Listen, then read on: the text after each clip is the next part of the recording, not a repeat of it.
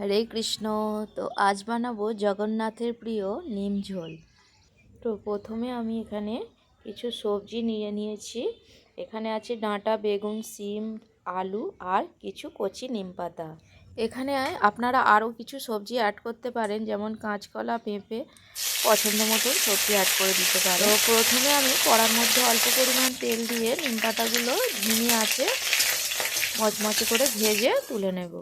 দেখুন নিম পাতাগুলো এখানে ভাজা হয়ে গেছে, আর পাতার কালারগুলো ঠিক এমনই রাখতে হবে।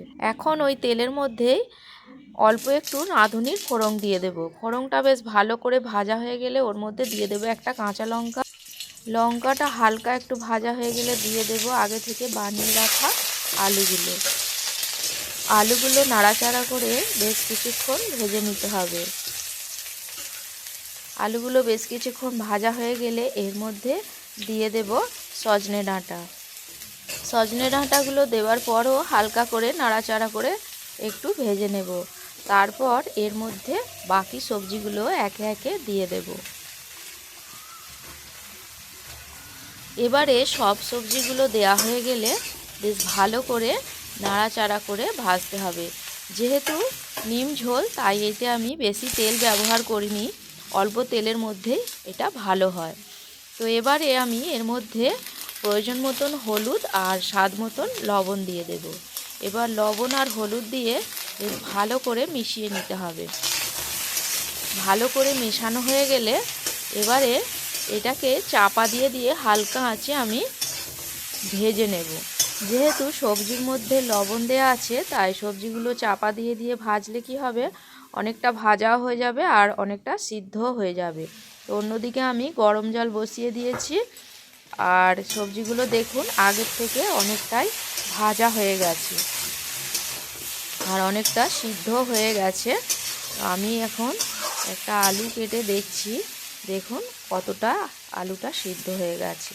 তো এখন আমি এর মধ্যে হাফ চামচ আদা আর হাফ চামচ জিরে বাটা দিয়ে হালকা একটু নাড়াচাড়া করে ভেজে নেব। যেহেতু ঝোল, তাই এর মধ্যে বেশি আদা আর বেশি মশলা দেয়া যাবে না।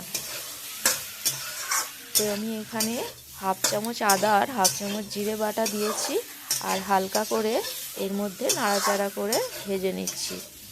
মশলাটা ভাজা হয়ে গেছে। এবারে আমি এর মধ্যে গরম জলটা দিয়ে দেব, আর গরম জল দিয়ে আমি চাপা দিয়ে 2 মিনিটের মতো ফুটিয়ে নেব। 2 মিনিট হয়ে গেছে, সবজিটা অনেকটাই সিদ্ধ হয়ে গেছে। এবারে আমি আগে থেকে ভেজে রাখা নিম পাতাগুলো গুঁড়িয়ে এর মধ্যে দিয়ে দেব।